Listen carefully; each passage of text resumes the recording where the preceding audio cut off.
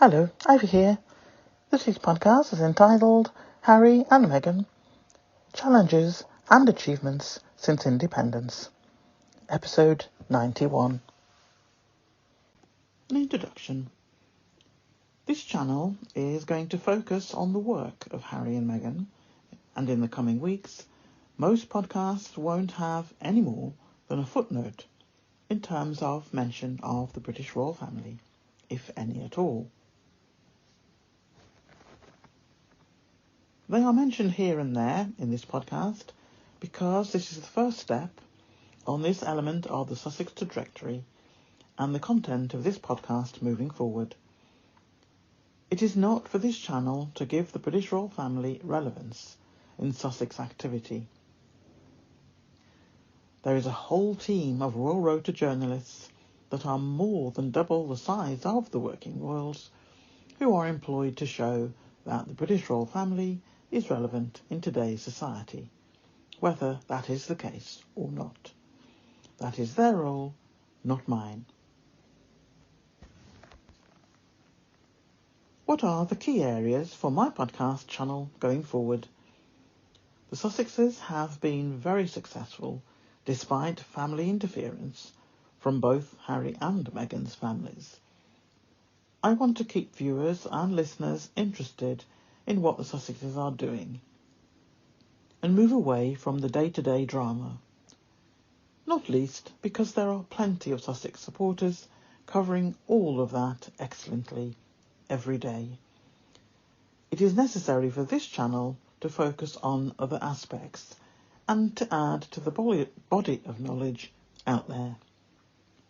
The couple are doing really well, despite the drama. But increasing risks are still being threatened. They pay for their own security, but there are still issues. The Duke has commenced legal proceedings against UK tabloids with reference to phone hacking issues. Prefer not to say too much on that score, as it is an ongoing legal process. The couple continue to succeed and stay focused on their goals and keep winning. They are winning awards now for their charity work.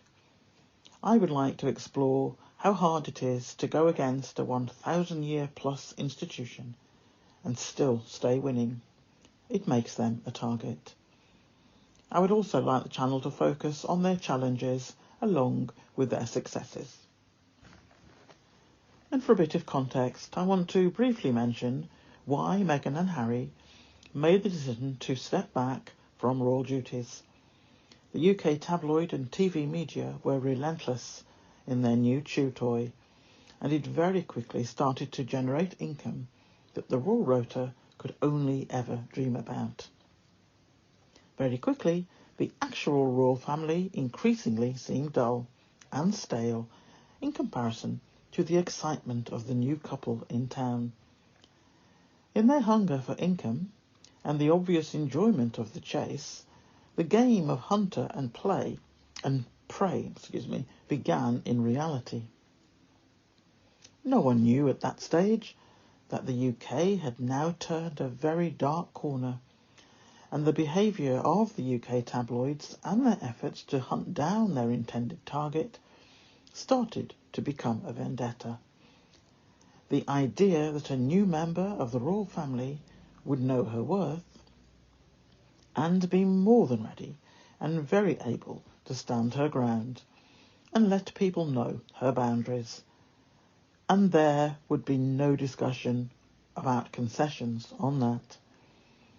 Meghan did not need to reduce herself to a quivering target just because she was new to the family.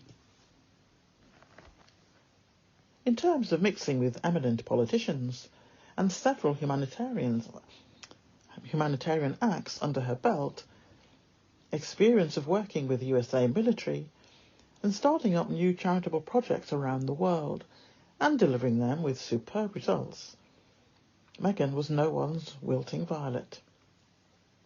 This clearly angered the Royal Rota, who were used to royal women being docile, happy to be a decoration on their husband's arm, and to most importantly, have no opinion on anything other than hair, clothes and makeup, and even those things were followed to the letter from fashions from another era.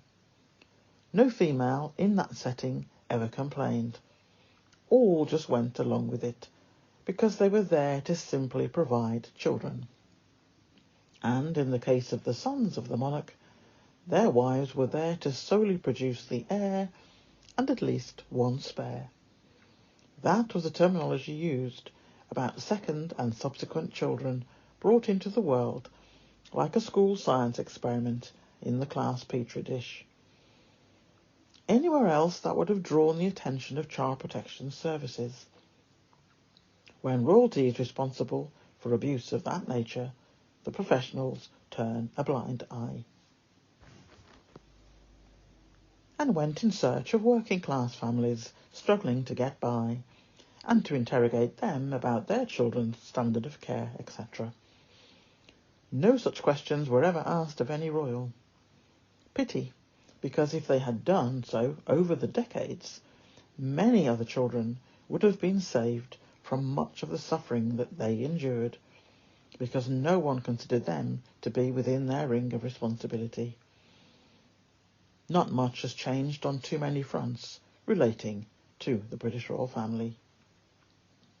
Royal Rota reporters were mainly male, and were used to being in control, and this definitely played out with the few females in the Rota, and definitely created a very obvious trend about females in the public eye and the way they were treated like second-class citizens. Women in the world outside the royal bubble fared even worse. Meghan entering an all-white space with people who looked down their noses at her due to her race, her confidence, her working life experiences, including an internship with the USA Embassy in Argentina. Meghan is multilingual and is particularly adept at Spanish and French.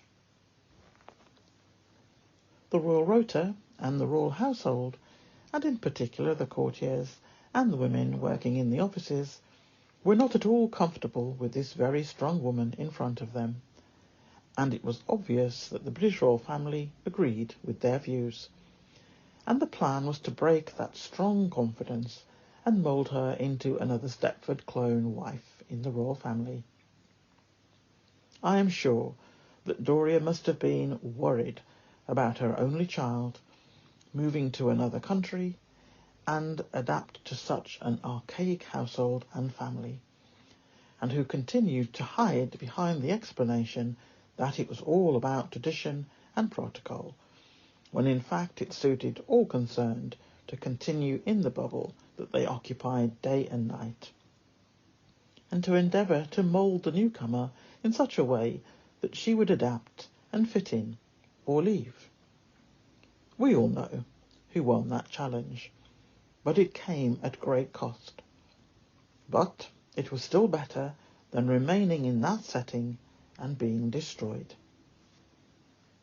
Meghan knew her peace was threatened, and in so doing her mental health was in a dangerous place.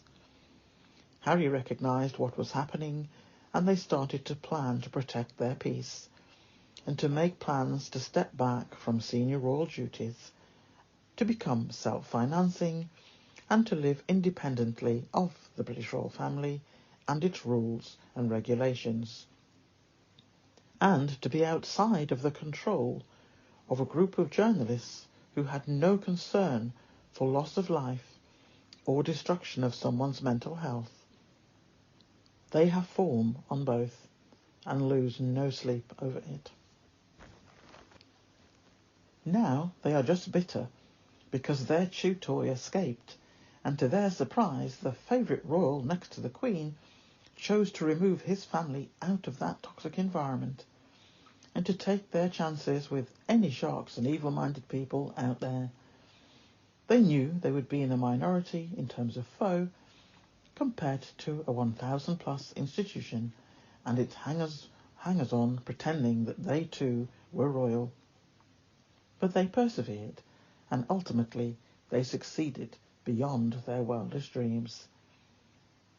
The challenges they have faced since becoming self-financing includes media scrutiny, privacy concerns in terms of paparazzi hovering on the perimeter of their property, or flying drones 20 feet above their heads in their garden and filming them in their private space, and the searches for projects which could lead to financial independence, along with their desire to earn money in which they would be able to give back to those in need under their new foundation.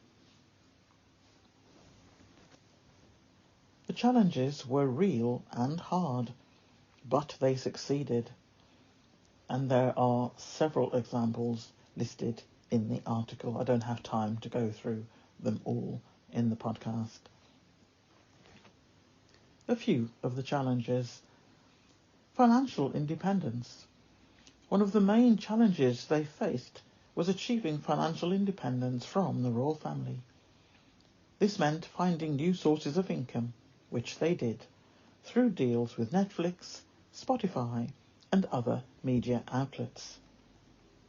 Public interest and harassment and stalking, etc., has emanated from that public interest, mainly by paparazzi. Already stated in previous podcasts about the incitement of hate activity which came from the monarchy via their partners in the Royal Rota. Since 2016, this has grown and has crossed many boundaries on many occasions. It has been a growing challenge since 2016, and it is satisfying to see the likes of WME agency now on the scene. Joining the agency of WME is a good strategic move in the right direction, i.e. protecting their brand and the monitoring their written and spoken, how they're written and spoken about, Meghan in particular, and they will take whatever action is necessary, including legal action, against anyone or organisation who is actively out there trying to ruin reputation and goodwill, and with the aim of devaluing the brand image. This agency is a global business, and they are known for operating hard in terms of their clients. Anyone who knows about this agency knows to tread carefully and to stay inside the law at all times. Royal Rota do not understand that concept, but I am 100% certain that they are going to learn the hard way over the coming months and years. Thankfully, Meghan does not have to even wonder what the Rota are doing from day to day to the next, because she now has a team focused on protecting her from that low vibrational activity. Like I said, I feel sure that the Rota and other journalists and media personnel are going to learn a few hard lessons.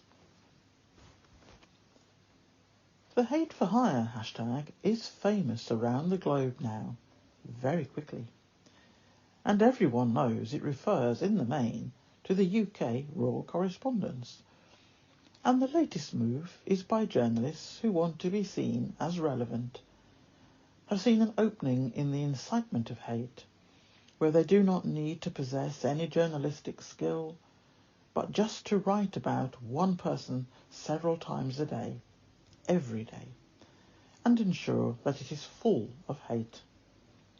Those actions are going to create consequences, and all of them, even the novices who have joined the hate train, are going to discover that if they plan to work in the gutter press arena, reputable establishments will not be in a hurry to employ them, as they will only know how to create news by writing false narratives and spinning hate based on hearsay, not fact. Every one of them deserves what is coming their way. I think it's an excellent move by Meghan and team to join forces with WME.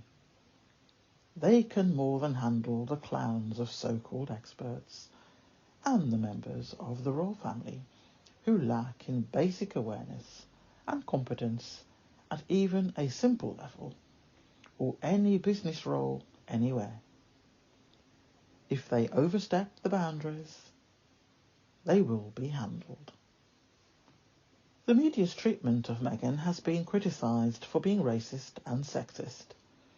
This started in 2016, and in November 2016, Harry decided to issue a statement where he stated both of these elements were present in the Royal Rota reporting about Meghan.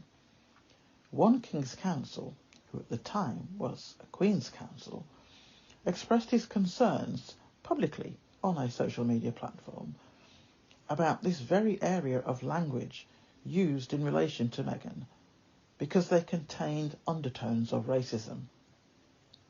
One Royal Rota journalist admitted in his response also publicly on this social media platform, and he responded that racial undertones were indeed present in many articles, but that undertones of racism were not against the law, and that a QC should know that. In my mind, that was clearly stating that the royal reporters know what they are doing and saying in terms of race, and have no problem with that, because undertones are not against the law. I beg to differ. When it is done in over 100 articles per day, between all the tabloids, every day, and has done so for almost 7 years, I say there is an issue there that can, and probably will be, dealt with by the law.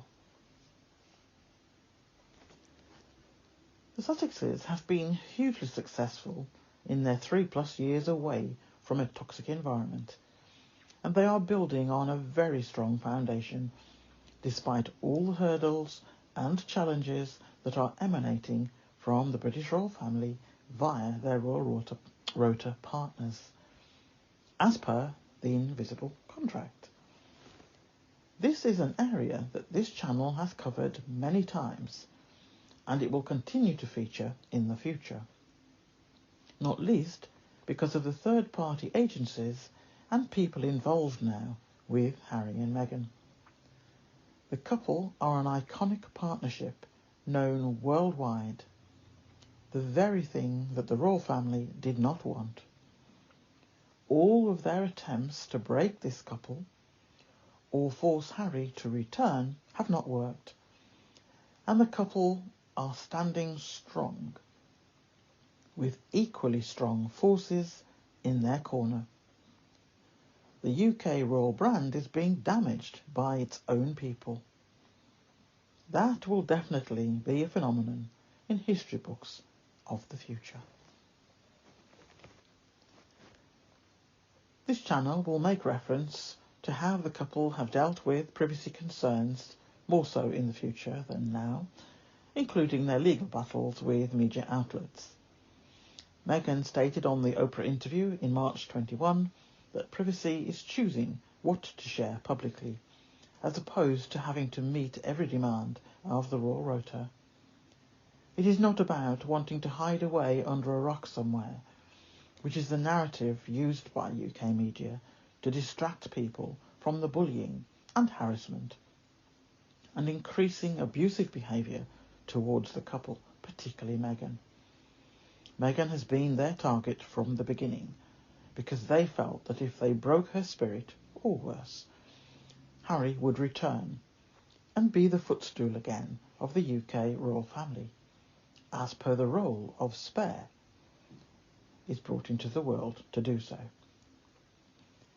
By stepping back, there was no such requirement anymore. They never said they wanted to hide away, which is how the tabloids try to spin it and constantly publicly object when the Sussexes are seen out in public, looking happy and living their lives. They want them to live like paupers and be forced to return to royal life to survive. The Sussexes are doing way better than the royal family and its tabloids ever anticipated.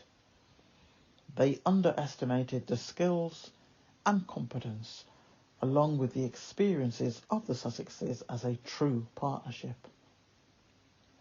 Meghan was unlike any other female in the royal family, and they, royals and their Royal Rota, are discovering with each passing day that the UK royals and Rota chased out of the country and their ability to impress global icons with their work ethic and expertise.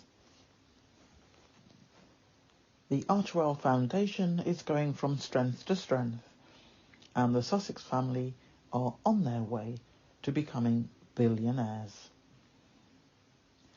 The legal battles are ongoing, so I would hate to say the wrong thing, as I don't wish to harm any chances. As things stand, it sounds like this current legal battle with Harry and the tabloids appears to be going in Harry's favour. One paper has admitted that there was unlawful gathering of data from various sources, including his phone. Meghan has been successful in court twice in respect of her legal battles with one UK tabloid. If the Sussexes had remained as working royals, they would not have been able to seek legal redress about the activities of UK press over the years, including leading up to the death of Princess Diana, and the activity has not ceased. The difference now is that Harry and Meghan can afford to take legal action against those organisations and newspaper owners and the activities of their reporters, which include the Royal Rota. Harry has made it very clear that he will not settle. He wishes to have his days in court and to take each case all the way. Even if he loses, he says, it will be worth it because of what will be revealed to the courts and the general public, what has been going on in that industry and the impact on the lives of many people, most of whom cannot afford to seek legal redress. He has said that if he is successful, he will donate all of his payments to charity, just as Meghan did with her successes in court. This is not about seeking payment. This is about exposing illegal activities of certain media personnel and the lengths that they will go to break someone, and then to move on to their next target, all for the sake of earning income, and the control and power held over people knowing that they cannot fight back. This current case will make history regardless of the verdict. A member of the UK royal family is taking legal action against the wishes of the UK royal family itself and is prepared to take it all the way to seek justice. I cannot commend Harry and Meghan enough. It has increased the risk to their lives, and it is not helped by the UK royal family removing Sussex security in 2020 and continuing to refuse Harry to pay for security when he is in the UK for any reason. No matter how it is spun in the press, Harry was born into risk by being born into the UK monarchy.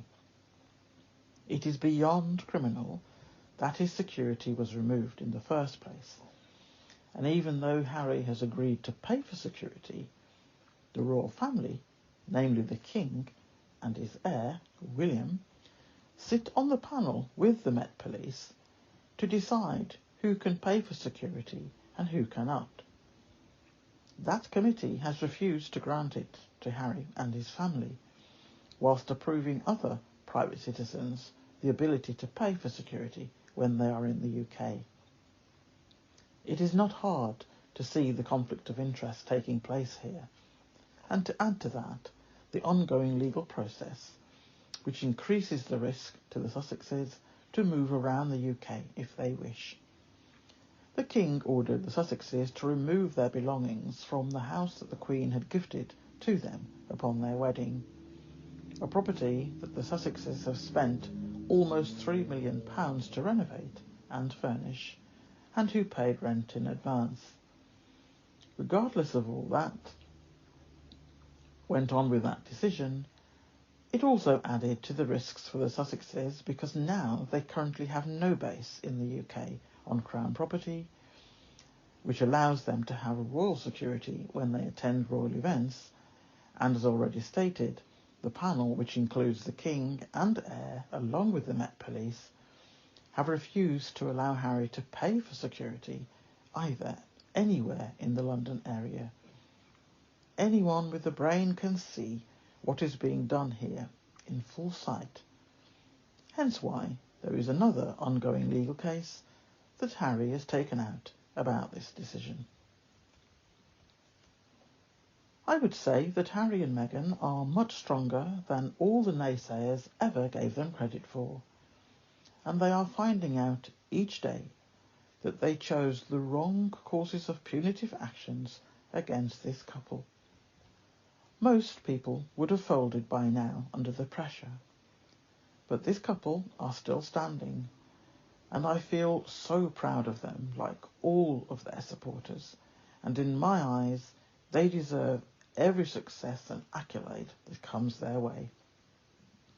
The Sussex children will find out when they are older just how much their parents fought for their freedom and the life that all the Sussex family have now.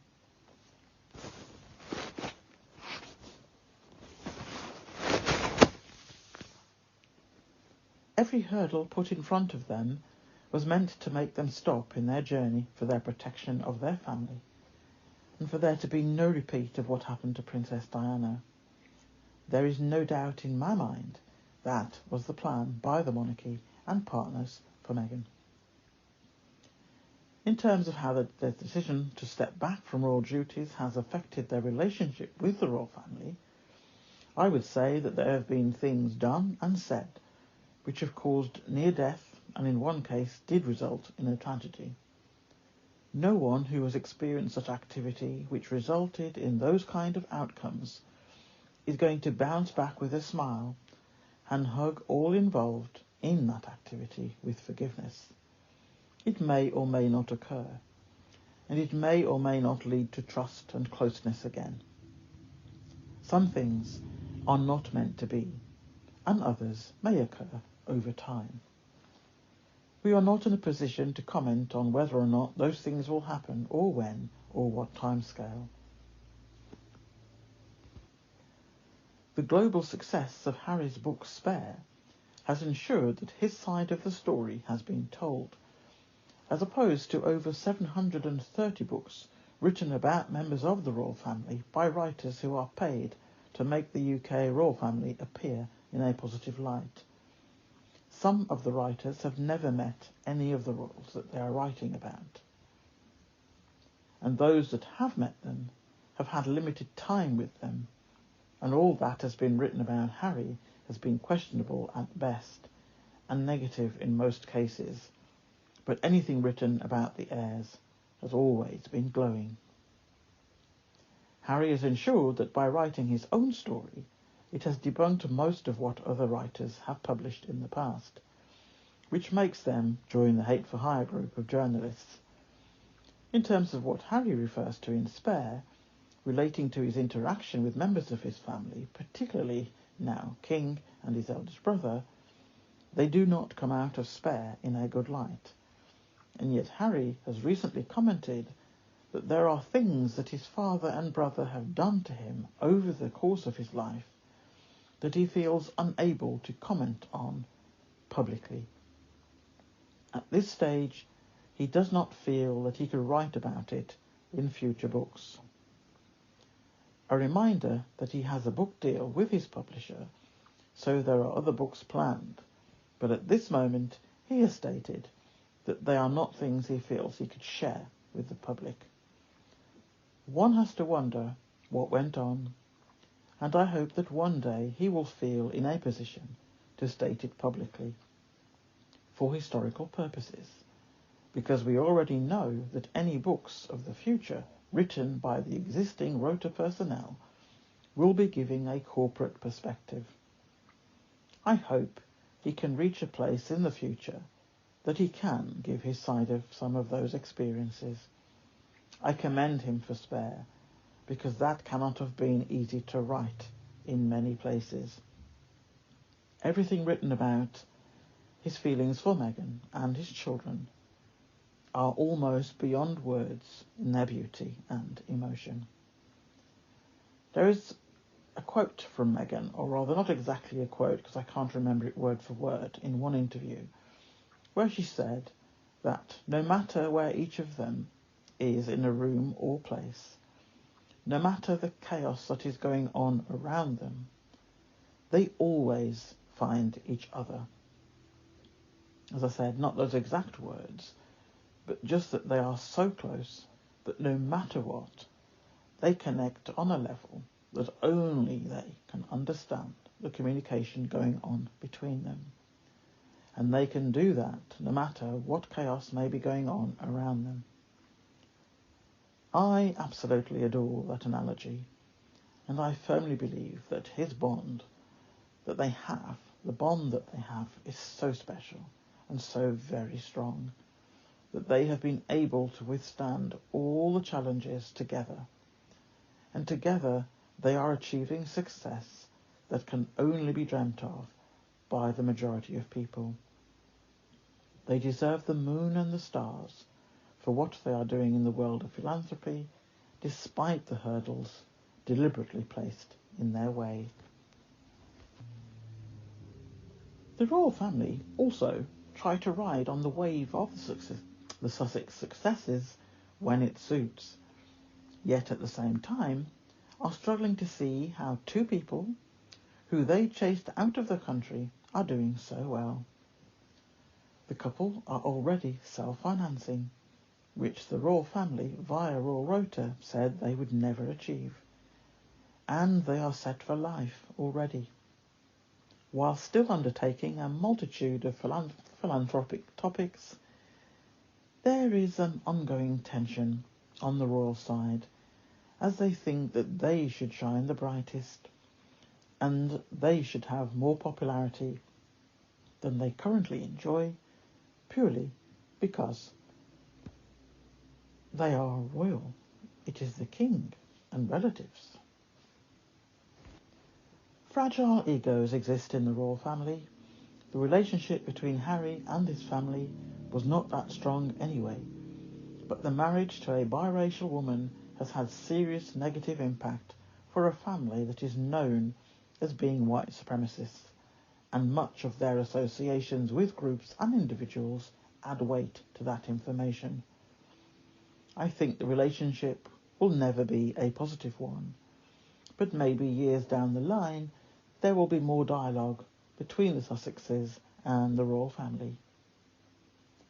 Terrible things have occurred to the Sussexes, including Meghan having suicidal ideations and being refused medical assistance because it would be embarrassing to the royal family. Meghan also experienced a miscarriage due to the poor treatment and the death threats to the couple, particularly Meghan. It is on record that Meghan has the highest total of the most hated person being searched for on Google of any man or woman worldwide. That is some pressure to carry and to deal with every day. As she stated in the Netflix documentary, the Royal Rota are deliberately wording articles and giving interviews which incite hatred towards her and her children. And that is hard to live with every day, and the constant worry about anything happening to those children. I think that Meghan and Harry have handled the pressure remarkably well, all considering. Let me briefly list some of the successes that this couple have managed to achieve. There are more, as I said, in the article and links to the remaining ones that I don't mention. But here, just a quick summary. Positive impact that Meghan and Harry have had through their charitable work, including the Archewell Foundation and their support for mental health organisations. Successes in securing lucrative media deals with Netflix and Spotify. Meghan has used her platform to advocate for causes she believes in, such as gender equality and racial justice.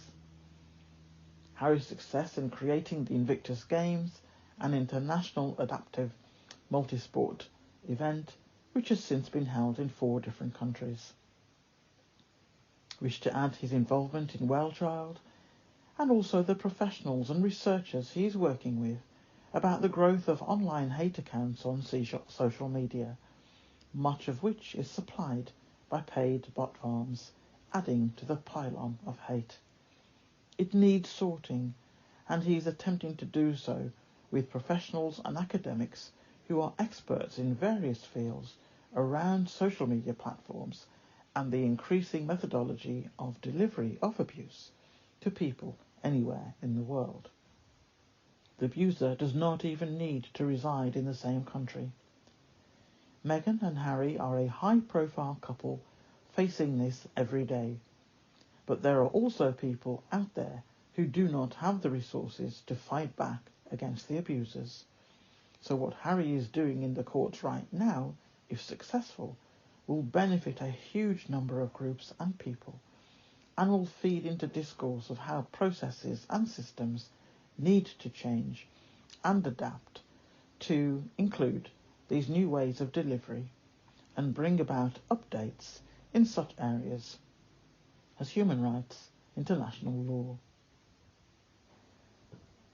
I forgot to mention earlier, so I'll quickly do it now. Challenges since the couple became self-financing. Criticism from the media. Harry and Meghan have faced a great deal of criticism from media, particularly in the UK, which has often been hostile towards them. This has included negative coverage of their decision to step back from royal duties and move to another continent. Needed to move from an uncertain base in Canada, where they had been enjoying a much-needed vacation, to think things through, and to think of a route map of what needed to happen, now with finances and security removed without warning. A deliberate attempt to put the couple in dangerous situations 24/7, and to force the Sussex family home, due to the obvious inevitable hardship and increasing danger they would face. Not least because the royal family informed UK media of their location, so in no time at all, strange people were hanging around outside the gates to the property, as well as people on boats with cameras trying to peep into the Canadian property. What kind of person would do that, let alone family members? But this is what was done to Harry and Meghan, with clear intent to be seen. Return to the known abuse rather than risk it from strangers. That was the message coming from the UK Monarchy. But they reckoned without an ally coming forward and saving the Sussexes in more ways than one. Someone I have mentioned in several podcasts, Mr. Tyler Perry, an angel walking this earth. Tyler Perry rescued them from the danger zone and transported them to a location in California, to one of his properties, a place where they could stay as long as needed and with security provided by Tyler Perry. Harry referred to this journey as the Freedom Flight, a major milestone in this family's life journey. So, in the conclusion, and the conclusions drawn, Meghan and Harry are a high-profile couple who stepped back from their royal duties in January 2020. Or rather, they announced it in January 2020, it officially began in April 2020 to become financially independent. they have faced numerous challenges since becoming self-financing, including media scrutiny, privacy concerns, and financial independence. In terms of managing their public image, Meghan and Harry have tried to use social media to control their narrative, and they recently appointed WME talent agency to manage their public speaking engagements, charitable work, and other media ventures. When I say that Meghan and Harry tried to use social media to control their narrative, this is when they had any announcements to make. They have always used one of their charities who they support to be the vessel to give the news. Much as I would love them to be on social media, I am very glad that they are not. We remember what happened when they did have a Sussex Royal social media account and how that went with people who deliberately were bombarding it, including, as I said, bots with negative comments. Now, they still do it, and they do it on the charities' websites and on their social media accounts. But that, to me, is evidence and proof of where it's coming from, the resources put into it, and the charities themselves now understand and have some experiences of what Harry and Meghan had been going through with Sussex Royal. It is all good evidence, and it does not put the royal family in a positive light. And I know from my own research experiences commencing in 2018 that the royal family continue to remove or shut down royal social media accounts when the content is being critical of any member of the royal family. Yet, when any member of the royal family in the Sussex household, so Harry and Meghan in this case, when they have any comments, they are left there. They don't take them down. On the odd occasion, they may be removed, but certainly since they have become independent, they are still members of the royal family, whatever people may believe. Any comments made, particularly about Meghan, and there are some really, truly vile things on there, they're still there. They're still there since 2018, and then I understand they're still doing them now. I no longer look. It was such a cesspit of content and so upsetting to see. Now I just regard it as being evidence. Every day that it's there, it's another day in nearly 7 years of records. And if they delete them tomorrow, it doesn't matter. We know what's there and we have receipts. So, the media treatment, as I said, of Meghan has been criticised for being racist and sexist, with a Royal Rota journalist admitting, as we've said earlier, to the use of racial undertones in reporting on Meghan. The couple has also faced privacy concerns, including legal battles with media outlets. Meghan and Harry have been successful in their legal battles, with Meghan winning twice in court, and Harry's current legal battle with the tabloids appears to be going in his favour. We don't know. We just hope. However, it is worth noting that the issue of media intrusion and its impact on mental health and well-being is a growing concern in California, and several laws have been enacted to protect individuals from coercive control and harassment, individuals being residents of California. Coercive control laws in California are designed to protect victims of domestic violence, but they can also apply in situations where there is emotional abuse, harassment, or stalking. Such laws can provide legal remedies to those who are being subjected to psychological and emotional abuse, including the use of the media to harass or intimidate individuals. The law was actually put in place in California in September 2020, and they have updated it I should say, to now include families and groups, not just as it was first intended for ex-partners. So all of those groups that I have mentioned in the podcast today so far, take note. You are doing that with Californian residents, 4 of them. Keep that in mind. It is known that Harry and Meghan have had a difficult relationship with the media, especially in the UK. They have spoken publicly about the impact that intrusive media coverage has had on their mental health and well-being. The experience of media intrusion and harassment could potentially fall under the coercive control in California. And I will say here that we think in our SGUK campaign that it does.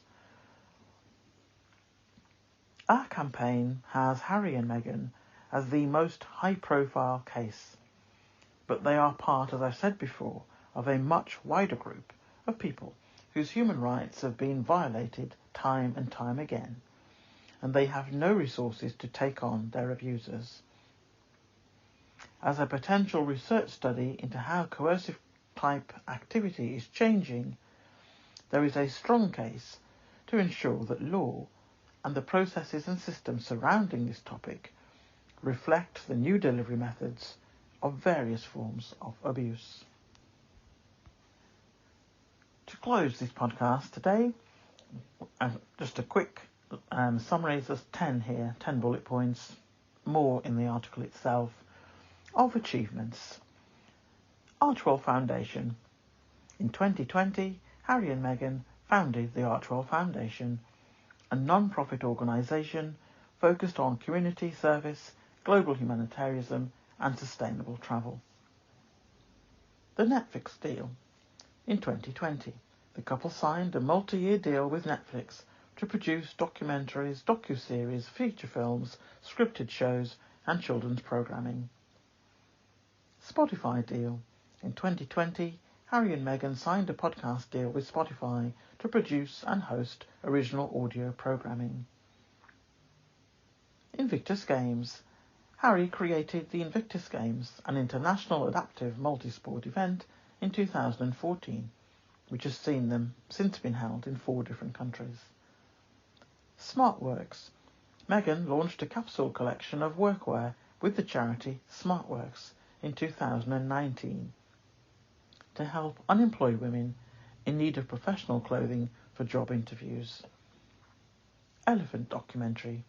In 2020, Meghan narrated a Disney Plus documentary called Elephant, which follows an elephant family on their journey across the Kalahari Desert. Time 100 Talks. In 2020, the couple was invited to host the Time 100 Talks, a virtual event that brings together thought leaders from around the world to discuss pressing issues. World Central Kitchen. In 2021, Harry and Meghan made a donation to World Central Kitchen to support their efforts in Texas during the winter storm crisis. You will see in the article up-to-date information on the wonderful work that World Central Kitchen continues to do with the help of funding from the Archewell Foundation. COVID-19 relief. In 2020, the couple donated $112,000 to Feeding Britain, a charity supporting families affected by COVID-19 pandemic. Mental health. Both Harry and Meghan have been strong advocates for mental health awareness and have been vocal about their own struggles with mental health. They have supported various mental health organisations, including the Trevor Project. The decision to step back from royal duties has affected their relationship with the royal family, with ongoing tensions between the Sussexes and the royals. the marriage to a biracial woman has had a negative impact on the fragile relationship, and the couple have experienced terrible things, including Meghan having suicidal ideations and being refused medical assistance. Despite the pressure, Meghan and Harry have handled it all remarkably well. The couple has had a positive impact through their charitable work, including the Archewell Foundation and their support for mental health organisations. They have secured, as we've said, lucrative media deals with Netflix and Spotify, and Meghan has used her platform to advocate for causes she believes in, such as gender equality and racial justice. Overall, Meghan and Harry have faced numerous challenges since becoming self-financing, and despite those challenges, they have also had many, many successes in their philanthropic work and media ventures, and the achievements far outweigh the challenges that were put in their way deliberately to thwart them in their efforts. That's enough of this podcast for today. I've gone on for over 50 minutes. There is more detail in the article, which will be out as usual on Monday, late afternoon, early evening. And I look forward to speaking to you all in the comments and throughout the following week. So it's bye from me. Bye from Ivy. Bye.